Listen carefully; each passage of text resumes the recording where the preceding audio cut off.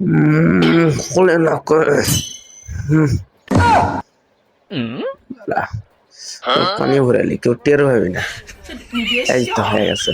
নিজের সৌন্দর্য চর্চা করতে মজাই আলাদা। কেউ আর টেরও পেল না আমি যে কত সুন্দর, কেউ জানেও না। কি এতক্ষণ আর কি ভাই, সে গরম। আরে ঠান্ডা কোকোলা, বুদ্ধি পাইছি একটা। ঠান্ডা পানি দিব আমার গরম পানিতে। ধরছি।